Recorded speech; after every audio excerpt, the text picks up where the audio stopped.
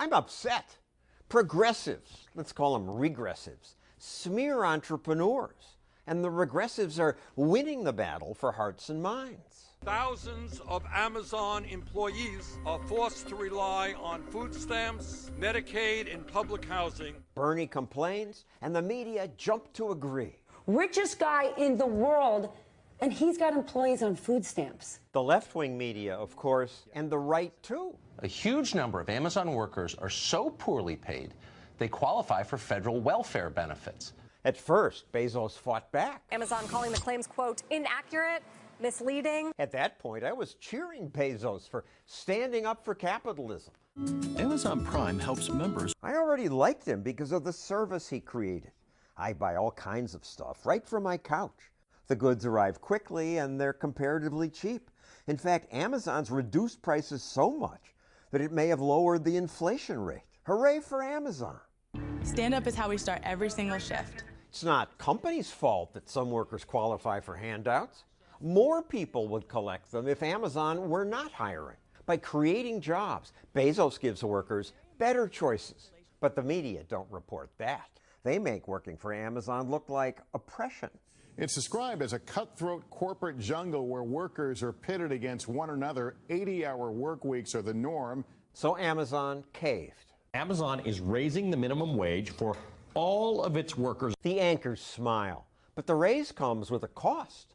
Yes, the higher minimum is good for these workers who have jobs now. But beginners, people like Kelsey Holder, will be shut out. For being only 13, I think I was making a good amount of money. So, minimum wage was fine. Kelsey started working at this restaurant when she was just a teenager. By the time we met her, she was making $20 an hour. If you work hard, you can make more. It's just, you have to prove yourself. Now she's the restaurant's manager. She would have never had this opportunity had the higher minimum wage existed when she was hired, because teenagers aren't worth the risk. We quit hiring people without experience. Merv Christ, who runs this restaurant, says when his state raised its minimum wage, he stopped training newcomers. Minimum wage jobs are an entry-level job to get someone some experience to do something. You raise that high enough, you cut those people out of the market completely. Then people stay unemployed, play video games, hang out on the street. They never learn to smile at a customer, get to work on time, never learn the job skills that lead to better jobs later. But progressives claim a higher minimum lifts everyone. Start out with a minimum wage that provides basic, decent standard. How much is that? $15 an hour, $20 an hour. And if you think that's too high, try living on it, by the way.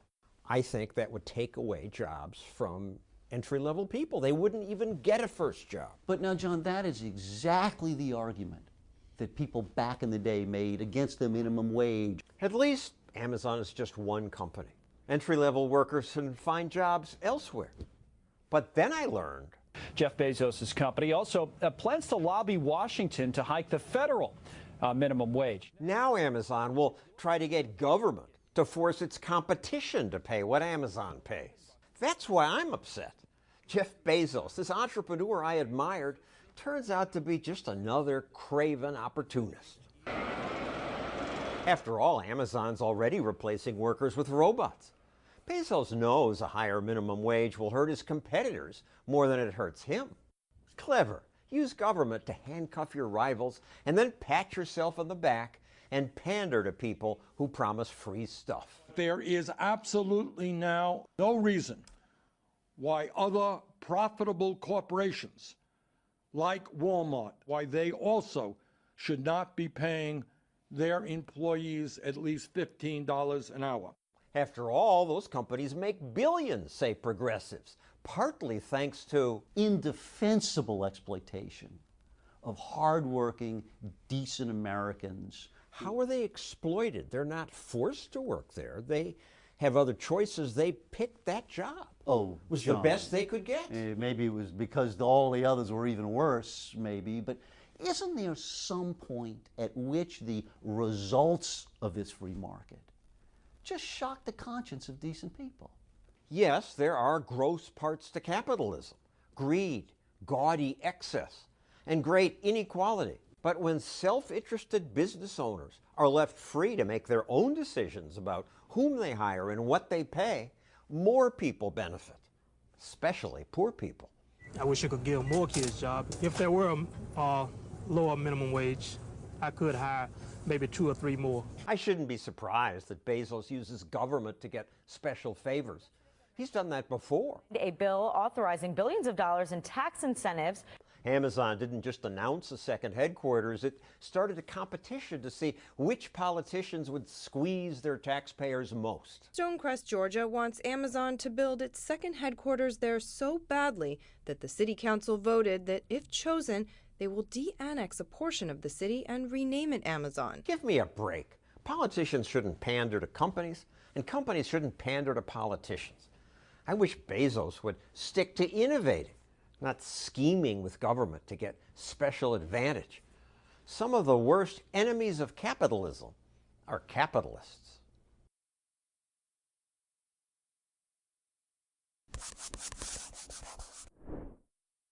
In America today, we're told people have a right to health care. Health care should be a right. A right to all? It's pretty basic. It's just the right thing to do. Health care should be a right.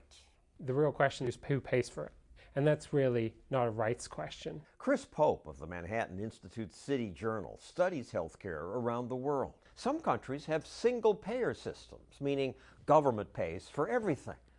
That's what progressives want for America. Never again in America does anyone go bankrupt just because they got sick. Never. What single payer would do is it would make the government responsible for everybody. Instead of the government being able to focus its resources on the gaps in coverage, on the people who can't provide for themselves, the government would actually end up spending most of the money on people who are perfectly able to purchase their own insurance. In England, France, Germany, they have single payer and they're happy. Well, that's really not the case. In Germany, employers provide most of the healthcare and fund most of the healthcare just as they do in the United States. In France, too. There are private insurance companies, employers fund healthcare, people pay out of pocket the same way that they do in the United States. So who does have single payer? Canada, Norway, England. They have good outcomes in Norway, England, and Canada. In England, there is rarely a week that goes by without a crisis or another in the healthcare system being part of the news. This year, there was a crisis in emergency room care. People left in the hallways for hours and hours.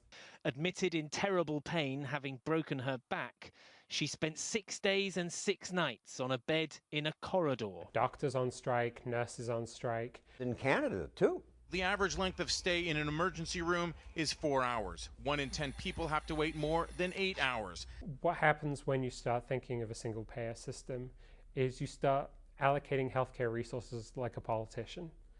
You start thinking, well, what's serious enough to care about and what's kind of not such a big deal? With public money, you should. But it turns out that the government will try and deny care or impose really long waiting lists in the hope that people won't seek treatment. Do they need a knee replacement? From a politician's point of view, it's not going to kill them, and you could save a lot of money by not providing it to them. In Britain, people buy private insurance to cover that. About 15% of the population purchases private insurance. But private insurance is what single-payer advocates want to get rid of.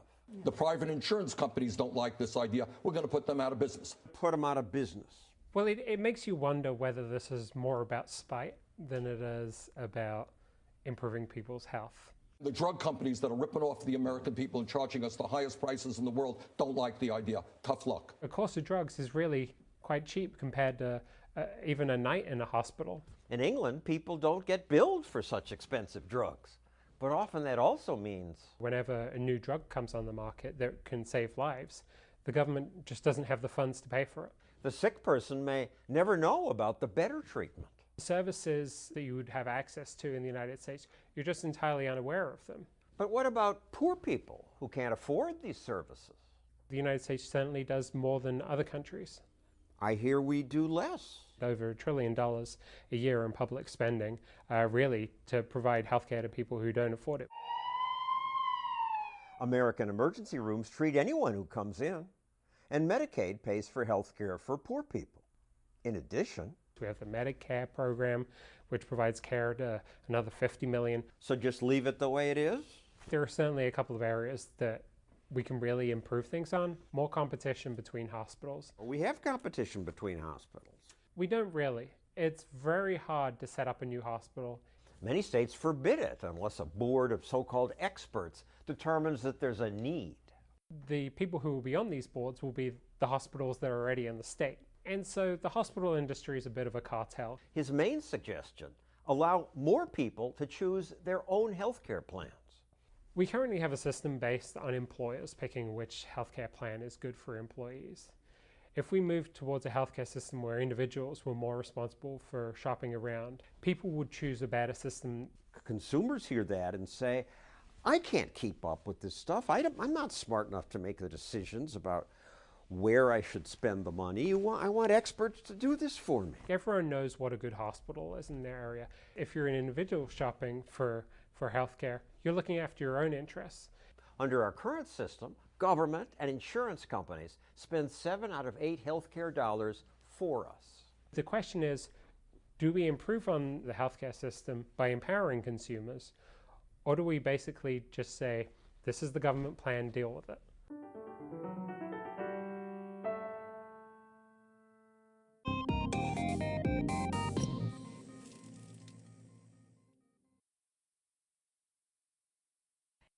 Today, many Americans don't like capitalism. Socialism would be better, they say. Not repressive Russian or Venezuelan socialism, but democratic socialism, like what's practiced in Scandinavia. I think we should look to countries like Denmark, like Sweden. Say, wow, you want to be like Sweden? Kinda. Sounds pretty good. People interviewed in this just-released PBS documentary say America should be more like Sweden. It seems like it's like a place that, like, no problems or something. It is a socialist economy. Volvos and socialized medicine. Volvo is now a Chinese company. Welcome to Stockholm, Sweden. My name is Johan Norberg, and this is where I was born and raised. Johan Norberg made this documentary because he wanted to set the record straight. Sweden is not socialist because the government doesn't own the means of production. To see that, you have to go to Venezuela or to Cuba or North Korea. But we did have a period in the 1970s and 1980s when we had something that resembled socialism, a big government that taxed and spent heavily. And that's the period in Swedish history when our economy was going south. So much so that even socialists complained about the high taxes. Astrid Lindgren, who wrote the very popular children's books, Pippi Longstocking, for instance, she was a social democrat, but she had made a lot of money from her books. She found that she paid 102% in taxes. She wrote this angry essay about a witch who was quite mean and vicious, but not at all as vicious as the Swedish tax authorities. And yet, even though taxes were high, they did not bring in enough money to fund Sweden's welfare state. There were waiting lines to get health care. People couldn't get the pension that they thought that they depended on for the future. At that point, the Swedish population just said, enough, we can't do this. Sweden then reduced government's role. They cut public spending, privatized the national rail network, abolished certain government monopolies, eliminated inheritance taxes, and sold state-owned businesses like the maker of Absolute Vodka. Lower taxes, reform the pension system so that it wasn't unsustainable. The results from the spending cuts and privatization? This impoverished peasant nation developed into one of the world's richest countries. All I hear is that Sweden is this socialist paradise. We do have a bigger welfare state than the US, higher taxes than the US, but in other areas, when it comes to free markets, when it comes to competition, when it comes to free trade, Sweden is actually more free market. That free market pays for Sweden's big welfare programs. Today, our taxes pay for pensions. You call it social security. For 18-month paid parental leave, government paid childcare for working families. But having the government manage all of these things didn't work well. So we had to manage it in another way. They privatized. We realized in Sweden that with these government monopolies, we don't get the innovation that we get when we have competition. And this is particularly true for the school system. Sweden switched to a school voucher system that lets parents pick their kids' school and forces schools to compete. And one of the results that we've seen is Not just that the private schools are better than the public ones, but even the public schools in the vicinity of private schools, they often improve because they have to. Sweden's version of Social Security was going broke, so Sweden privatized that too. Privatized the pension system. That terrifies people. And obviously that scares people, but when they realized that the alternative was that the whole pension system would collapse, they thought that this is much better than nothing. Now, the bulk of pensions is really contribution defined. So if things are going well for Sweden, pensions are increasing. But if things are going less well, pensions are automatically lowered, which basically takes away from politicians the ability to buy votes by just promising higher pensions and letting future generations pay. And when it comes to taxes, what Sweden does may surprise you. The low-income earners in Sweden pay a lot more than low-income earners in America. So despite the fact that Sweden looks like sort of a socialist country which taxes the rich exorbitantly high, the truth is the opposite. People who earn below average income pay up to 60% in taxes. This is the dirty little secret about the Swedish tax system. We don't take from the rich and give to the poor. We squeeze the poor because they are loyal taxpayers. Not taking more from the rich, school choice, privatization. Sweden is anything but socialist. You can't turn your backs to the well, to the creation of wealth. You can watch the full documentary, Sweden, Lessons for America, at freetochoose.tv.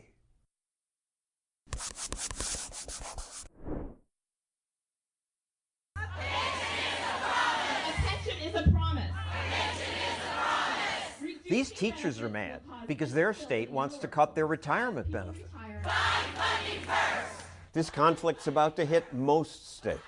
The problem is that the money hasn't been set aside for years and years and years. City Journal contributing editor Daniel DeSalvo points out that unsustainable retirement promises now total trillions of dollars. But nobody cares. Nobody was paying attention. There's very little sense of urgency. City Journal editor Steve Malanga struggles to get the media to pay attention. To a certain extent, I have sympathy with the media because basically the media is looking for, like, what happens next, right? What's Trump going to say next, or what's he's going to tweet next? This is not something that's going to happen next week or next month. This is going to be a big deal. A lot of people are going to be hurt. We just don't have enough money, and the amount of money that we have to put into this is just mountainous. How did this happen? Both parties, Democrats and Republicans, have incentives to short the pension fund.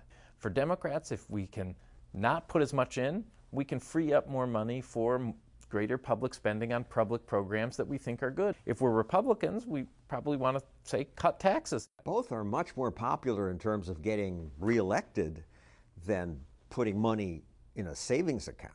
You betcha. 5 years from now, 10 years from now, they're going to have a problem. But 10 years from now, somebody else is in office. The retirees, they put in their share. Where's the city share? They were promised this, and now you're 73 years old, and all of a sudden someone's going to say, well, your monthly income is going to fall by 10% or 50%. They can't just stiff the retirees. Well, they have a contract. They can if they go into bankruptcy. San Bernardino recently became the third California city to file bankruptcy. Several California cities have declared bankruptcy. So did Detroit. At some point, your debts are so great that you can't afford to provide basic services to people. Police force, fire protection, all of these services will be on the chopping block. No justice, no peace! No justice, no peace! The problem with our pension systems isn't the system. Stephen Kreisberg of the biggest government workers union says unions didn't create this problem. Unions say, you may not cut our pensions. It's in the contract, we're entitled to this. Where's the money going to come from? Taxpayers? There isn't enough money in the world to pay your people. Well, that's not true. There's plenty of money to pay our people. $5 trillion unfunded liability. That's a figure that's used by some anti-pension zealots. As our president might call it, it's fake news.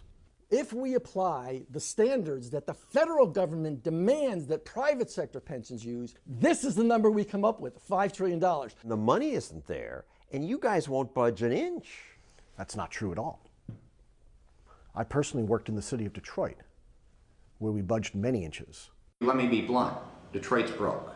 When Detroit went bankrupt, unions did agree to reduce workers' benefits. Detroit's a case where the unions finally gave in. Because the federal bankruptcy judge created a precedent that said pensions could actually be cut. That was a shock to the unions, and in some sense that's been a new and interesting precedent that's called into question these strong legal protections that public pensions have so long enjoyed. They can't just sit back and say, well, we're going to get paid no matter what. And yet, even today, when we know pensions are underfunded, politicians still shortchange contributions. To make things even worse, some increase benefits. In California in 1999, the unions helped elect Gray Davis. Governor Davis then gave them bigger pensions. The state of California offers some of the best employment benefits, like a CalPERS retirement pension plan. The legislators were told, listen, it's not going to cost the taxpayer anything. The stock market can pay for this. That's just wishful thinking. It's irresponsible. I would say it's more than wishful thinking. It borders on criminality, frankly. If after 9 years of a bull market, we haven't begun to fix this, when are we going to fix it? And the unions are not doing this. These pension plans are adopted by statute, okay? The union votes for the politicians who vote in a great pension. So you don't like democracy? Public employee unions regularly lobby and seek to elect politicians who are going to offer them better compensation packages. They've been intimately involved in the whole system from the beginning. The unions have disproportionate political power. How do we have disproportionate political power when public employees are less than 10% of the population? You get out the vote. If we were able to get out the vote so well, there'd be somebody different in the White House right now. The union says, this was a promise, a contract. You can't just take it away. The unions in the public sector have a much broader concept of what a promise is than everybody else.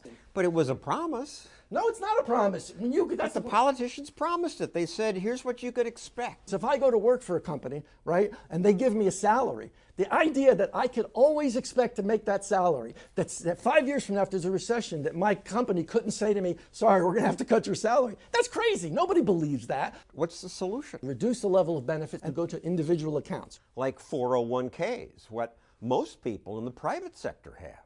So instead of just a government promise, there's an actual account with money in it. I can see it. I can see how it's doing in the market. Unions generally oppose 401ks. However, AFSCME now does say their members may have to take a cut. That's what's happened. That's the facts, Really? John. I thought that you argue we should not have to take a penny less. You argue that in courts. Well, we argue as a matter of legal right, depending upon where we are. If you've earned something, that was part of the deal. If you want to say, look, you're going to have to get a little bit less going forward, sometimes we'll fight over that. You see arguments, you see battles. There are winners and losers in every battle. Look at us, people. You could be next. Politicians and union bosses better pay attention because one day, no matter what the promise, they simply won't be able to keep it. Hands off the pension!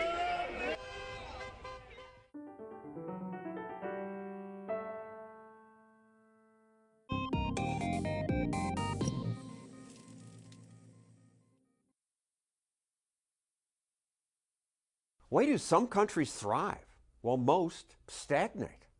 Well, one ingredient is economic freedom. Are you free to write the script of your own life? One country where you are, says Naomi Brockwell, is Israel. Israel is renowned for a lot of things, like the Dead Sea or the nightlife in Tel Aviv. But it's also known as Startup Nation. What small country has more NASDAQ-listed stocks than India and China combined? But it wasn't always like this. Israel is a fine example, moving towards socialism. What changed? And what is it about Israel today that creates such an entrepreneurial culture? Israel's called Startup Nation, and it's a fit name because it has the highest concentration of startups in the world per capita. It wasn't always that way. There was a legacy of socialism that overhung and it weighed down on the backs of the entrepreneurs. For example, there used to be a tariff on personal computers. And if you're trying to build a software industry, that's not a good policy. Early in its history, Israel tried locally controlled collectives that lacked private property. And they first started out mostly on a communal basis called kibbutzim. And those kibbutzim lasted for a few generations, but then they petered out because the ideology didn't last. People need to do their own thing. After a period of rampant inflation, the Israeli government's bad economic policies began to catch up with it. The Israeli banks all failed. The government nationalized all of them, and the country went into economic crisis. And with threats around their borders, they had to act fast. It almost lost the 1973 war.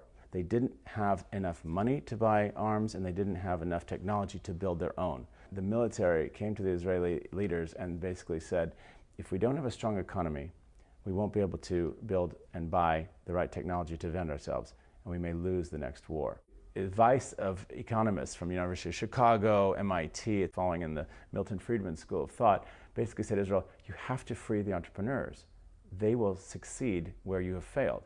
The Israeli government started on an amazing bipartisan left plus right combinational program, and that led to the real entrepreneurial boom. That's why Tel Aviv and Israel in general has the highest concentration of startups per capita in the entire world. Not only did Waze and Wix start here, but also many inventions we take for granted daily, such as Google's autofill or using a memory stick. What were the major changes that the government implemented? They allowed stock options, they allowed debt to be used for mergers and acquisitions. They reformed tariffs and taxes, reducing both of them, and allowing for the first venture capital funds in the history of the country. What's the biggest difference between a startup in Israel and in the US? In the US, we excel at marketing. In Israel, they excel at engineering. In Israel, they say, here's a real problem. How do we solve that tough problem? And life is precarious there, so they know that they have to succeed. Today, Israel has the largest number of startups per capita in the world. We need to just let the market do its thing. It was getting rid of taxes and tariffs and stupid red tape that allowed Israel to become a startup nation.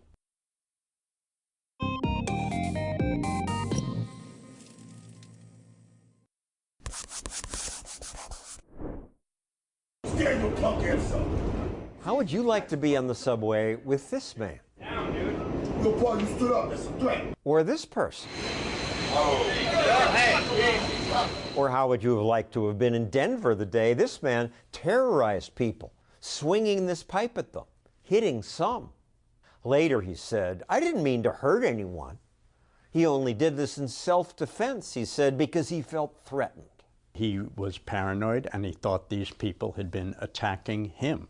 DJ Jaffe gave up a successful advertising career to try to improve the way America deals with people like this man. In jail later, the man apologized. He said, I'm sorry, and I didn't come here for nothing like that. If I was on my medication, I wouldn't have never done nothing. Most of the disoriented and threatening people we see on the street are schizophrenics or people with bipolar disease who stop taking their medication. They cycle in and out of hospital emergency rooms. Jimmy, get out of the way! Call 911 again.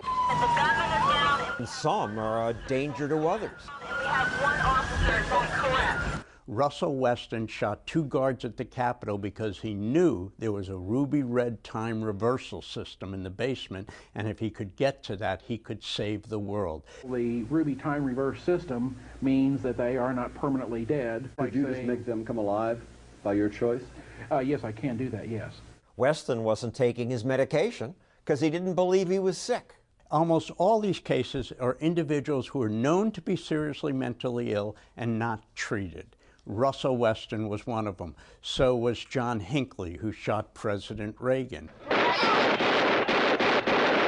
John Hinckley shot Reagan because he knew, not thought, knew that was the best way to get a date with Jodie Foster. Years ago, more mentally ill people were locked up in mental hospitals, asylums. That protected us from people like these, but the asylums were horrible places. They were overcrowded, very shabby conditions. So we decided we would largely replace that system with a system in which people would receive mental health care in the community. Made sense. They'd be closer to their family, perhaps, who could visit, be cheaper in the neighborhood. But that didn't happen. Nope, the largest jail or prison is going to have a larger population of mentally ill people than the largest mental hospital. Today, thousands of mentally ill people are locked up in Los Angeles County Jail, Cook County Jail, and Rikers Island in New York City. You will find a much larger population of seriously mentally ill people in those facilities than you will find in any mental hospital. The guards are not trained in handling mentally ill people. A jail or a prison is no place for somebody with schizophrenia. However, that's where they're going to remain. As hospitals went down, incarceration went up. And in fact, in the 1960s, and you compare it today, there's virtually the same number of people institutionalized. Just in jail instead of asylums. Absolutely. And in jails, they barely get treatment. And the mentally ill people in jails stay much longer. And they get abused, and they get victimized, and they get thrown in solitary, and they can't visit their families. It's a horrific place to be. There could be better alternatives. America has some high-quality mental hospitals. Bellevue in New York City is world famous. But Bellevue doesn't have enough money to give the extended treatment that most seriously ill people need. It's become harder to get into Bellevue than Harvard. If you're well enough to walk into a hospital and ask for care, they're going to say you're not sick enough to need it. If you are sick enough, as this man may be, hospitals often practice what Jaffe calls treating and streeting. They discharge you sicker and quicker. It's basically treated and streeted is the new policy. The police call it catch and release. Of course, there'd be more money for treatment of the repeat offenders if government didn't promise something for everyone.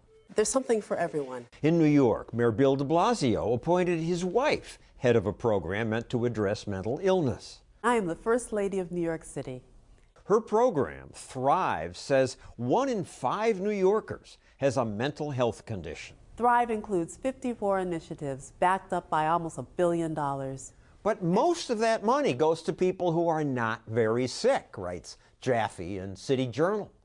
They wrap anything that makes you sad, bad grades, poverty, coming from a single-family household, in a mental health narrative. 1 in 5 New Yorkers have a diagnosable mental health condition in any given year. Blurring the lines between various mild mental disorders such as anxiety or mild depression and schizophrenia is not a bug, it's a feature of the program. The program is supposed to do that because it believes that the only way that New Yorkers will support improvements to mental illness policy is if they are convinced that everybody has a mental illness. I'm not able to sleep at night. Seems like I'm arguing with the people I love nonstop. They're totally oblivious to the bigger problems. 20% fight mental health woe. If you have anxiety, you're in that 20%. If we're going to spend all our money on people who are anxious or can't sleep, what's left for the seriously ill? Not much. Thrive spends 80% of its money on problems like anxiety and loneliness. Money that Jaffe says would provide housing and basic treatment to more than half the seriously mentally ill and homeless. Mental health professionals want to help people. No, they're focused on all the wrong things. If you ask any cop what we need, he's going to say, we need more hospitals, we need easier civil commitments so that when I bring somebody, they're admitted. We need to keep them on their medications so they don't deteriorate. Now I go to a mental health conference. I go, well, we have to educate the public and we have to fight stigma. The ability to get care has become inversely related to need. Why? It's a much easier population to serve. They don't cost as much to help. Serving the seriously mentally ill is a really difficult task. But let's say America did focus care on the sickest people. What happens if they then stop taking their meds? You can't force them to take the medication forever. There are people who lack the maturity of their faculties, and as a kind and compassionate society, we should be helping them get treatment, not helping them go further into psychosis. 46 states now allow officials to order dangerous people into assisted outpatient treatment, which forces them to accept treatment, including medication. I would fear my government having the right to forcibly drug me. What if some psychiatrist doesn't like my politics? Maybe I'll get locked up. Nobody can lock anybody up without extensive court review. But being psychotic is not a right to be protected. It's an illness to be treated. Making someone accept treatment can free them from the bastille of their psychosis. It's a reasonable use of the police powers of the state to help people who can't help themselves.